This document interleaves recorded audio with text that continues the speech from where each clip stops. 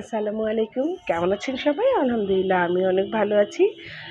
শীতের সকালে ভাপা পিঠার শুভেচ্ছা। তো আজকে আমি এই যে লাল চাল দিয়ে এটা আমন ধান না কি বলে? এই ধানের মানে চালের গুঁড়ি করেছি ভাপা পিঠার জন্য। আর এইটা দিয়ে ভাপা পিঠা খেতে না দারুণ মজা লাগে। আমাদের খেতেই হয়েছিল, আব্বু পাঠিয়ে দিয়েছে। তো যাই হোক আমি এভাবে মানে গুঁড়োটা খুব ভালো করে প্রসেস করে রেখেছি ভাপা পিঠা বানানোর জন্য। যেন ঝটপট একটু তৈরি করে দিতে পারি, আর ঝটপট তৈরি হয়েও যায়। প্রেশার কুকারে ভাপা পিঠা বানানোর যে কী সুবিধা তার আর বলার নেই। তো যাই হোক একটু নারিকেল গুড় এগুলো দিয়ে একটু ভালো করে ভাপা পিঠাটা একটু তৈরি করে দিই, আর বাচ্চারা খেতে দারুণ পছন্দ করে।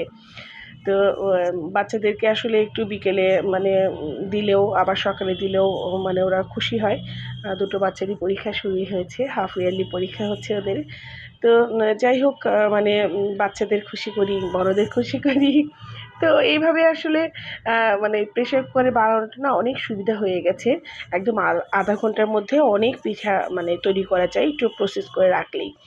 তো যাই হোক আমার ভিডিওটা ভালো লাগলে অবশ্যই লাইক কমেন্ট শেয়ার করবেন, আর আমার জন্য বেশি বেশি দোয়া করবেন। বাচ্চাদের পরীক্ষা হচ্ছে, সবাই ভালো থাকেন। আল্লাহ